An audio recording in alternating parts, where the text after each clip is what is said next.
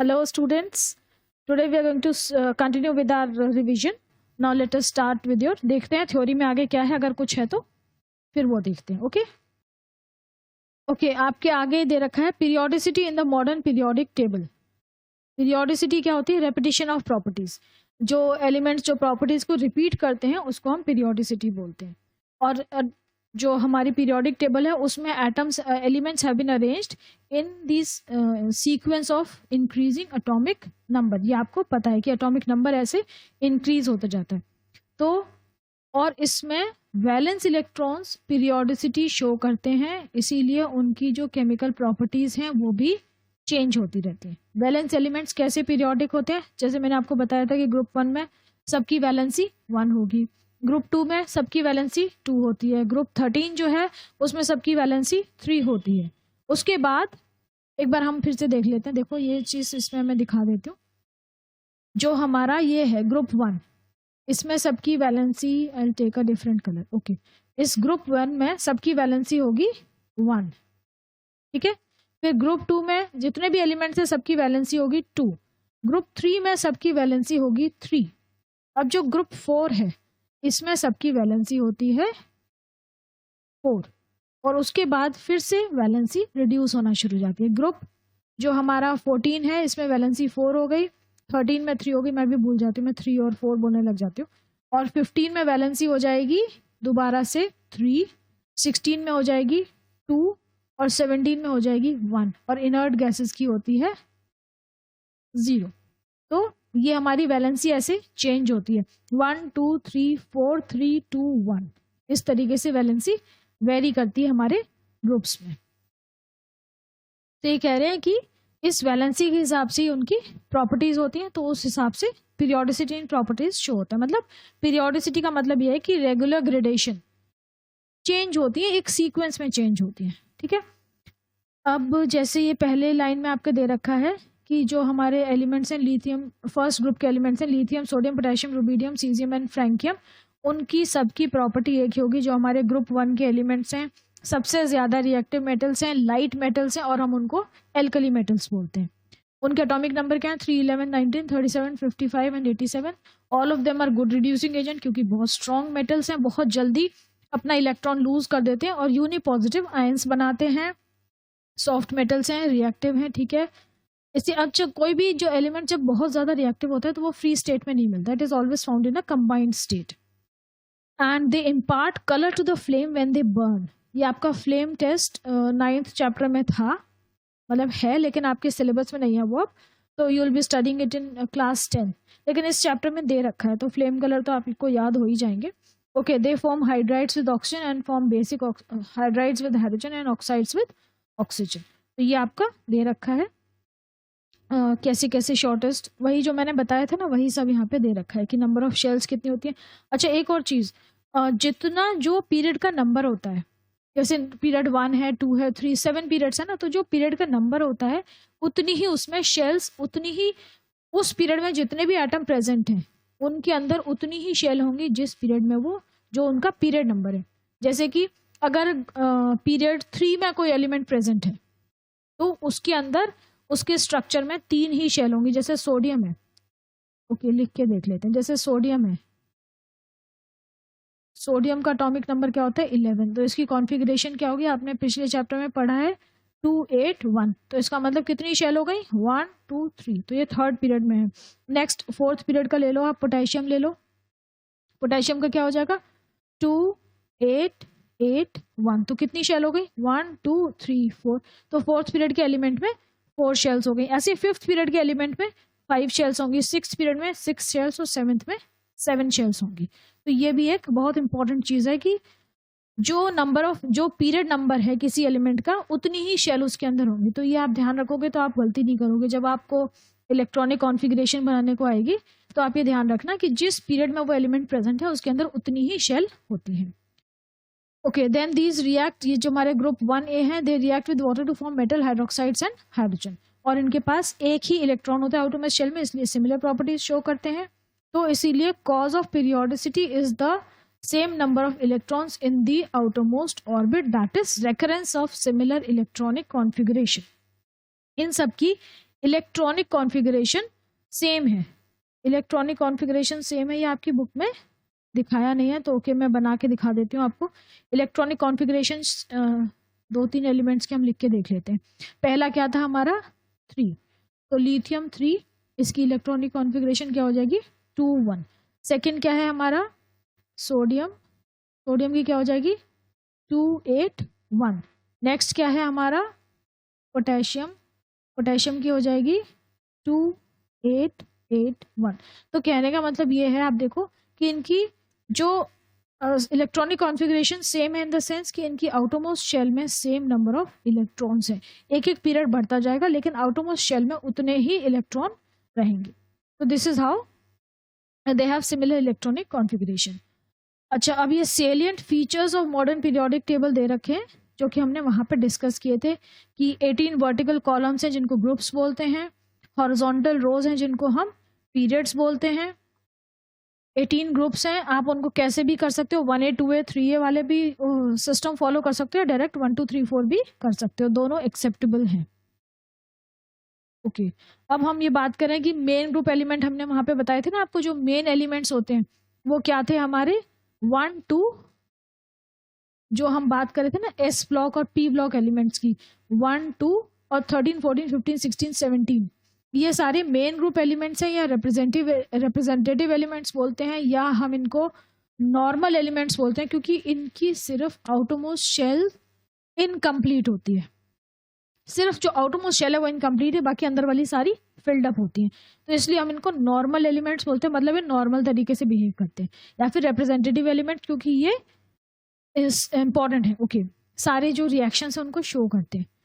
अब जो बीच के हमारे डी ब्लॉक एलिमेंट थे उनको वो क्या थे 3 से लेके 12 तक, जो हमारे 10 ग्रुप थे 3 to 12 डी ब्लॉक एलिमेंट्स थे, उनको हम ट्रांजिशन एलिमेंट्स भी बोलते हैं। क्यों बोलते हैं, मैंने आपको बताया था कि उनकी 2 आउटरमोस्ट शेल्स इनकम्प्लीट होती हैं, the ultimate and the penultimate one.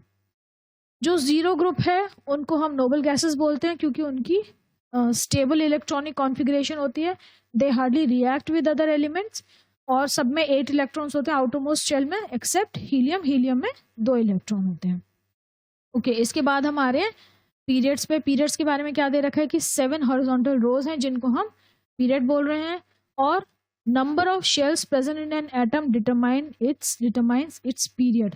कितनी शेल्स उसमें प्रेजेंट है वो उसी पीरियड में प्रेजेंट होगा। जिस एटम के अंदर जितनी शेल है it has been placed in the same period, मतलब the number of shells correspond to the number of period in which the atom has been placed, the element has been placed. Okay अब और क्या दे रखा है, elements with electrons increasingly arithmetically in the outermost shell. ठीक है जब हम मूव करते हैं पीरियड में लेफ्ट से लेके राइट तो एक एक करके इलेक्ट्रॉन्स बढ़ते जाते हैं और लास्ट तक 8 फिल हो जाते हैं। ये हम बात करें 1 2 13 14 15 16 17। ठीक है हम इन्हीं को डिस्कस करेंगे। फर्स्ट पीरियड में 2 ही एलिमेंट हैं, सेकंड थर्ड ये मैंने आपको बता दिया था कि किसमें कितने कितने होते हैं ना। ओके इसके बाद इसमें दे रखा है कि एक्टिनाइड्स और लेंथेनाइड्स, वो उनके बारे में बता रखा है ना। रेयर अर्थ्स हो गए हमारे लेंथेनाइड्स, और एक्टिनाइड्स हमारे रेडियो एक्टिव एलिमेंट्स जो हैं उनके बारे में बता रखा है। उसके बाद they have similar properties because they belong to the same group 3B। ठीक है इसलिए इनकी सिमिलर प्रॉपर्टीज होती हैं। और नीचे क्यों रखते हैं, क्योंकि बहुत ज़्यादा है, और मेन बॉडी में रखेंगे तो टेबल की शेप खराब हो जाएगी। इसके बाद हम देख रहे हैं कि कितने तरह के हमारे एलिमेंट्स हो सकते हैं, representative elements, transition elements, inner transition, inert, ये सब आपको मैंने वहीं पीरियोडिक टेबल में ही बता दिया था। और उसके हिसाब से हम इनको SP और D और F ब्लॉक में भी डिवाइड कर सकते हैं, that also I have told you. अच्छा रिप्रेजेंटेटिव एलिमेंट्स में क्या आ रहे हैं, ओके वही सब बता रखा है। ठीक है अब इसके बाद हम चल रहे हैं एल्कली मेटल्स, बहुत रिएक्टिव हैं, और हैलोजेंस जो हमारे ग्रुप मतलब ग्रुप 1 जो एल्कली मेटल्स सबसे रिएक्टिव, और जो ग्रुप 17 है हैलोजेंस वो सबसे ज़्यादा रिएक्टिव नॉन मेटल्स हैं। रिप्रेजेंटेटिव एलिमेंट्स की कैरेक्टरिस्टिक्स क्या हैं, they include both metals and non metals, यहाँ मेटल्स हैं वहाँ नॉन मेटल्स हैं। There is a regular gradation from metallic to non metallic character, as one moves from left to right, जैसे हम left to right move करते हैं periodic table में, तो मेटालिक से नॉन मेटालिक कैरेक्टर में शिफ्टिंग होती है. And they form electrovalent as well as covalent compounds with non metals. Metallic nature increases moving down any of these 7 groups. हम जब ग्रुप में ऊपर से नीचे मूव करते हैं तो एलिमेंट का मेटालिक कैरेक्टर बढ़ जाता है, नॉन मेटालिक कैरेक्टर कम होता है. Metals which are good conductors of heat and electricity are present in group 1 and 2. Non-metals जो कि 16 और 17 के हैं, they are poor conductors of heat and electricity. और कुछ heavy elements जो हैं जो इन्हीं ग्रुप्स में नीचे की तरफ होते हैं, जैसे कि टिन और लेड, और वो वेरिएबल वैलेंसी शो करते हैं. इसके बाद transition elements D block elements हो गए. ट्रांजिशन एलिमेंट्स की कैरेक्टरिस्टिक्स क्या है कि सारे मेटल्स हैं, हाई मेल्टिंग बॉइलिंग पॉइंट होते हैं, they are good conductors of heat and electricity. Some of them are attracted towards magnet. Most of them are used as catalysts. And they exhibit, most of these elements exhibit variable valencies, और ये colored ions बनाते हैं और colored compounds बनाते हैं. आप जब practicals के लिए पढ़ेंगे तो आप देखोगे कि zinc, copper, lead ये सब इन्हीं में आते हैं और ये सारे colored ions बनाते हैं, और compound ions colored है तो compound भी colored होंगे. उसके बाद inner transition elements या F block elements, ये हैं 6th और 7th पीरियड में ग्रुप 3 में प्लेस्ड हैं, और ये हैं लैंथेनाइट्स और एक्टिनाइट्स.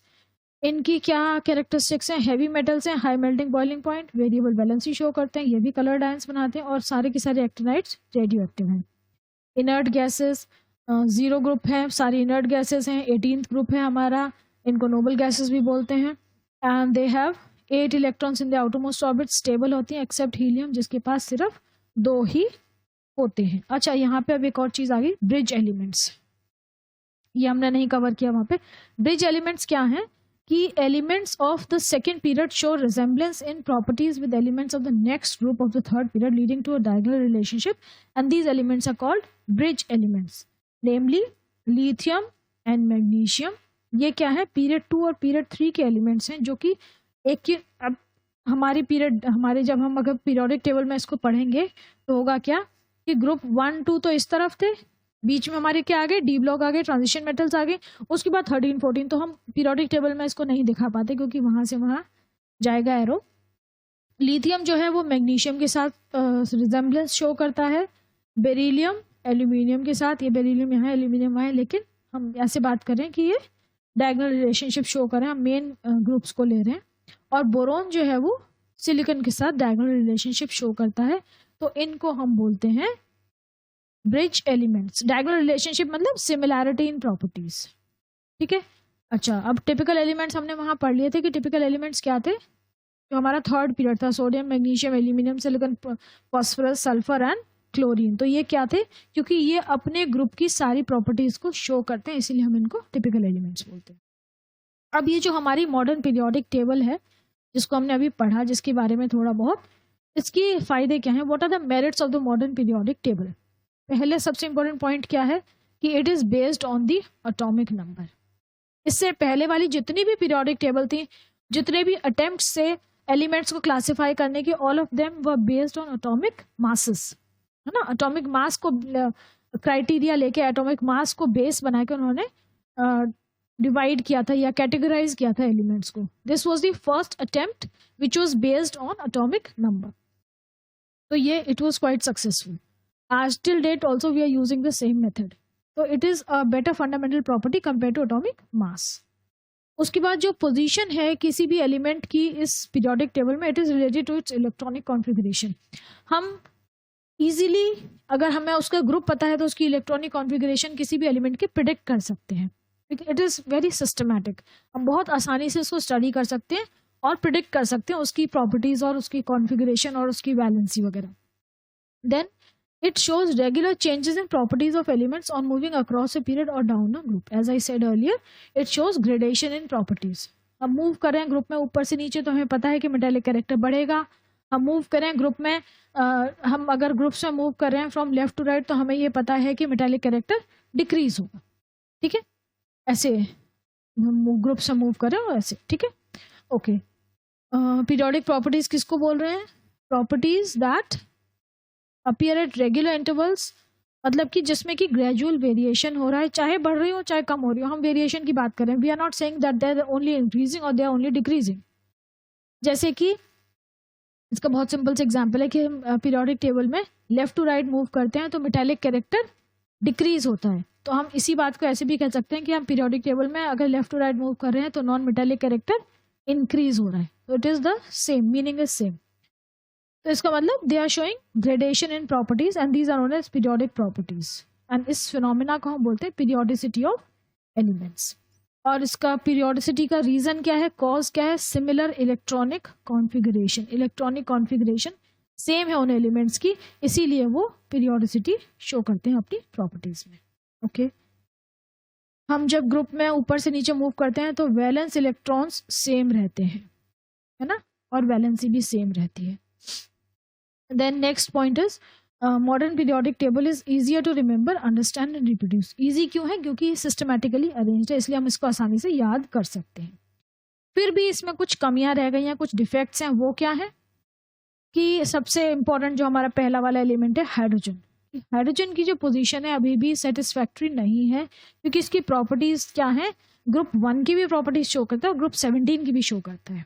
क्योंकि ये सोडियम के साथ रिएक्ट करके हाइड्राइड बनाता है NaH, और ये क्या करता है वहां पे जाके क्लोरीन के साथ रिएक्ट करता है और HCl भी बनाता है, HF भी बनाता है। तो ये दोनों के साथ रिएक्ट करता है, वैलेंसी 1 है, दोनों की प्रॉपर्टी शो करता है। इसीलिए position of hydrogen is still not satisfactory, but still we have placed in it on the first place. First position है इसकी, क्योंकि इसके पास एक ही इलेक्ट्रॉन होता है, एटॉमिक नंबर 1 है, एक इलेक्ट्रॉन और एक proton. Then it fails to accommodate the inner transition elements. Inner transition elements को हमने अकोमोडेट तो किया है, लेकिन उनको नीचे रखा है, पूरी पीरियोडिक टेबल के नीचे रख दिया है F ब्लॉक एलिमेंट्स बना के, उसको मेन बॉडी में इंक्लूड नहीं कर पाए हैं। तो ये दो डिफेक्ट्स हैं मॉडर्न पीरियोडिक टेबल के। अब जनरल ट्रेंड्स क्या हैं ग्रुप्स में, नंबर ऑफ शेल्स और वैलेंस इलेक्ट्रॉन्स को हम कैसे देख सकते हैं कि number of shells increase arithmetically and number of valence electrons remain equal to the number of the group to which the element belongs. number of shells ऐसे बढ़ती जाती हैं जब हम मूव करते हैं, तो सॉरी नंबर ऑफ शेल्स बढ़ती हैं। हम एक ग्रुप की बात कर रहे हैं, तो ग्रुप में जब हम ऊपर से नीचे आते हैं तो उसकी नंबर ऑफ शेल्स बढ़ती जाती हैं। जैसे एलिमेंट ऑफ ग्रुप 17 लिया है, यहाँ पे बात कर रहे हैं हमारे हैलोजेंस की। तो हैलोजेंस में आप देखो जैसे ही हम ऊपर से नीचे आएंगे तो नंबर ऑफ शेल्स बढ़ती जाएंगी। पहले वाले में जो फ्लोरीन है वो हमारा सेकेंड पीरियड में आता है, तो it has got 2 shells. Then chlorine third period 3 shells, bromine fourth period 4 shells, iodine fifth period 5 shells, and जो एसिटीन है it is placed in the 6th period and thus it has 6 shells. उसी के हिसाब से इनकी electronic configuration है, लेकिन आप ये देखो कि इनके जो नंबर ऑफ वैलेंस इलेक्ट्रॉन्स हैं वो सबके सेम है। तो इसका मतलब इनकी सबकी जो वैलेंसी है वो 1 है। ओके देन वैलेंसी की बात कर रहे हैं कि valency of an element equals to the number of electrons present in its valence shell. जैसे कि एल्कली मेटल्स की 1 है, लेकिन ये डेफिनेशन सही नहीं है, क्योंकि वैलेंसी का मतलब ये नहीं है कि इलेक्ट्रॉन्स में कितने इलेक्ट्रॉन्स आपकी आउटरमोस्ट शेल में जितने इलेक्ट्रॉन प्रेजेंट हैं वो वैलेंसी नहीं होती है। एक्चुअली वैलेंसी वो होती है जितने जो कि उसकी रिएक्शन कैपेसिटी होती है कि एक एलिमेंट और कितने एटम्स के साथ, एक atom 1 atom of an element और कितने एटम्स के साथ रिएक्ट कर सकता है। क्योंकि जैसे यहाँ पे दे रखा है, यहाँ पे 7 है ना, ब्रोमीन और ये सब थे, इनके आउटरमोस्ट शेल में जो हैलोजन है उनके आउटरमोस्ट शेल में 7 इलेक्ट्रॉन्स है, लेकिन उनकी वैलेंसी कितनी है 1, because they only need 1 electron to complete their octet. तो उनकी वैलेंसी भी 1 है, और एल्कली मेटल्स की वैलेंसी भी 1 है। इनके सबके आउटरमोस्ट शेल में 1 इलेक्ट्रॉन है। देखो लिथियम 1, सोडियम 1, पोटेशियम 1, ऐसे ही। तो इनके 1 इलेक्ट्रॉन है, तो ये इजीली 1 इलेक्ट्रॉन को डोनेट कर देते हैं और पॉजिटिव आयन बनाते हैं, जबकि हमारी हैलोजेंस जो है वो 1 इलेक्ट्रॉन को एक्सेप्ट कर लेती हैं और नेगेटिव आयंस बनाती हैं। तो ये इनकी वैलेंसी है। तो वैलेंसी वो हो गई कि नंबर ऑफ इलेक्ट्रॉन्स आपको कितने चाहिए, अपने आप को एक एटम को कितने इलेक्ट्रॉन्स चाहिए अपने आप को स्टेबल करने के लिए, that is the valency. Okay यहाँ पे वैलेंसी दे रखी है सबकी। जैसे मैंने आपको बताया था हम मूव करते हैं तो वैलेंसी कैसे चेंज होती है कि 1 2 3 4 then reverses back 3 2 1। Okay and 0 group की 0। प्रॉपर्टीज ऑफ एलिमेंट्स दे रखे हैं। देन प्रॉपर्टीज ऑफ एलिमेंट्स क्या है, कि सिमिलर प्रॉपर्टीज होती हैं क्योंकि दे हैव सिमिलर इलेक्ट्रॉनिक कॉन्फ़िगरेशन, इसीलिए उनकी फिजिकल और केमिकल प्रॉपर्टीज सेम होती हैं। एग्जाम्पल दे रखा है अल्कली ग्रुप का कि सारे के सारे बहुत रिएक्टिव हैं और नीचे जाते जाते हैं तो रिएक्टिविटी और बढ़ती जाती है। जैसे हम ग्रुप में मूव करते हैं डाउनवर्ड्स तो रिएक्टिविटी बढ़ती जाती है। हैलोजेंस भी बहुत रिएक्टिव है लेकिन इनका जो डिग्री ऑफ रिएक्टिविटी है वो रिवर्स है। जब हम नीचे जाते हैं तो डिग्री ऑफ रिएक्टिविटी इनकी डिक्रीज होती है, ये ध्यान रखना। जो हम फर्स्ट ग्रुप में नीचे आ रहे हैं तो रिएक्टिविटी बढ़ रही है, लेकिन ग्रुप 17 में जब हम नीचे जाते हैं तो रिएक्टिविटी कम होती है। देन एटॉमिक साइज, जैसे हम एक ग्रुप में ऊपर से नीचे मूव करते हैं तो एटॉमिक साइज बढ़ता जाता है। क्योंकि क्यों बढ़ता क्यों है? क्योंकि हर स्टेप में एक नई शेल ऐड हो रही है, इसीलिए एटॉमिक साइज बढ़ रहा है। अगर शेल सेम रहती, जैसे कि हम पीरियड में मूव करते हैं, number of shells remains the same, number of electrons keep on increasing, तब एटॉमिक साइज कम होता है। क्योंकि इलेक्ट्रॉन बढ़ रहे हैं उसके साथ प्रोटॉन्स भी बढ़ते हैं, मतलब पॉजिटिव चार्ज भी बढ़ता है, इसीलिए न्यूक्लियस का अट्रैक्शन ज्यादा हो जाता है, इसीलिए एटॉमिक साइज कम हो जाता है in a period as we move from left to right. लेकिन हम जब एक ग्रुप में मूव करते हैं ऊपर से नीचे तो एक एक शेल्स एड ऑन होती जाती है, इसीलिए एटॉमिक साइज बढ़ जाता है। तो यहाँ दे रखा है आपका कि लिथियम से हम सोडियम, पोटेशियम, रुबिडियम, सीजियम, फ्रैंकियम जैसे जैसे नीचे आते हैं एक एक शेल बढ़ती जा रही है तो एटॉमिक साइज बढ़ जाते हैं। देखो सोडियम में 3 शेल, पोटेशियम में 4, रुबिडियम में 5, सीजियम में 6, तो एटॉमिक साइज बढ़ गया। इसके बाद मेटालिक कैरेक्टर इंक्रीज हो रहा है, हम नीचे आ रहे हैं तो ठीक है। जैसे कि ग्रुप 15 की बात करें, नाइट्रोजन, फॉस्फोरस स्टार्टिंग जो है नॉन मेटल्स हैं और लास्ट में आर्सेनिक, एंटीमनी, ये सारे आर्सेनिक, एंटीमनी, बिस्मथ ये सारे मेटल्स हैं, ये मेटलॉइड्स हैं। तो इस ग्रुप में ग्रुप 15 में जैसे जैसे नीचे आ रहे हैं तो मेटालिक कैरेक्टर बढ़ रहा है। पहले 2 नॉन मेटल थे, फिर 2 मेटलॉइड्स हैं और लास्ट वाला मेटल है। ओके, तो बेसिक कैरेक्टर बढ़ जाता है। जब मेटालिक कैरेक्टर बढ़ता है तो बेसिक कैरेक्टर बढ़ जाएगा, और जब नॉन मेटालिक कैरेक्टर बढ़ेगा तो एसिडिक कैरेक्टर बढ़ता है। ओके, देन पीरियड में क्या होता है? नंबर ऑफ शेल्स, जब हम लेफ्ट टू राइट मूव करते हैं तो नंबर ऑफ शेल्स सेम रहती हैं, ठीक है। नंबर ऑफ इलेक्ट्रॉन्स बढ़ते हैं लेकिन नंबर ऑफ शेल्स सेम रहती हैं। ये आपको थर्ड पीरियड का एग्जाम्पल दे रखा है कि सोडियम से हम मूव कर रहे हैं, सोडियम से लेके आर्गन तक, नंबर ऑफ इलेक्ट्रॉन्स बढ़ते जा रहे हैं लेकिन शेल सेम है। नंबर ऑफ इलेक्ट्रॉन्स का क्या होता है? इंक्रीज होते हैं जब हम लेफ्ट टू राइट मूव करते हैं। वैलेंसी का क्या होता है? वैलेंसी जैसे मैंने आपको अभी बताया था कि वैलेंसी ऐसे इंक्रीज होती है 1 2 3 4, फिर 3 2 1, 1 2 3 4 3 2 1 ऐसे इंक्रीज होती है, फिर नीचे आती है।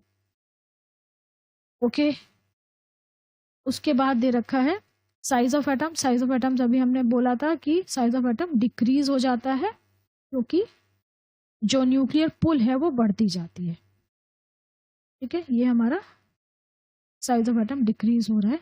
ये आपने पहले वाले चैप्टर में पढ़ा था कि जो हमारी हैलोजेंस है उनका साइज थोड़ा सा बड़ा होता है क्योंकि उनका ऑक्टेट कंप्लीट होता है। प्रॉपर्टीज ऑफ एलिमेंट्स, प्रॉपर्टी जो है वो आउटरमोस्ट ऑर्बिट में कितने इलेक्ट्रॉन है उस पर डिपेंड करती है, वैलेंसी पे डिपेंड करती है, इसीलिए उनकी प्रॉपर्टीज डिफरेंट डिफरेंट होती हैं। रिएक्टिविटी पहले ग्रुप 14 तक कम होती है फिर बढ़ जाती है, और ग्रुप 1 के जो एलिमेंट्स हैं वो सबसे रिएक्टिव मेटल्स हैं, और ग्रुप 17 के जो एलिमेंट्स हैं वो सबसे रिएक्टिव नॉन मेटल्स हैं। ये सारी चीज़ें वही हैं जो हम पहले डिस्कस कर चुके हैं।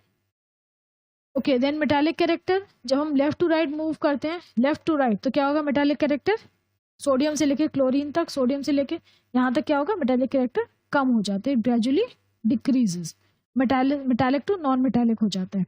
अब आप ये देखो सेकेंड पीरियड के एलिमेंट्स दे रखे हैं, lithium, beryllium, boron, carbon, nitrogen, oxygen, fluorine और neon.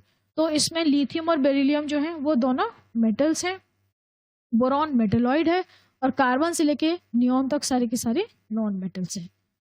Okay, then oxides less basic होते हैं, एसिडिक हो जाते हैं, क्योंकि यहाँ पे जब मेटल्स हैं तो बेसिक ऑक्साइड्स होंगे, और जैसे जैसे हम नॉन मेटल्स पे जाएंगे तो वो एसिडिक ऑक्साइड्स बनाते हैं। Okay, so this finishes with your chapter. ये आपकी 5th B एक्सरसाइज है। इसके सारे क्वेश्चंस मैंने पिछले वाले उसमें 5A के क्वेश्चंस डिस्कस किए थे, लेकिन इसके क्वेश्चंस मेरे ख्याल से डिस्कस करने की ज़रूरत नहीं है, सारे के सारे हमने कवर कर लिया। बट स्टिल आपको ऐसा लगता है कि किसी क्वेश्चन में कोई प्रॉब्लम आ रही है तो आप कमेंट सेक्शन में आप बता दीजिएगा, so will do that question also. Okay, so now only one last class and then we will finish with this chapter. और उसके बाद हमें कौन सा चैप्टर करना चाहिए? you please let me know. Otherwise, I am thinking of doing fourth chapter maybe. Okay. So in case you want any other chapter to be revised before that, so you have to tell me. So till then, study and please send your doubts. Okay.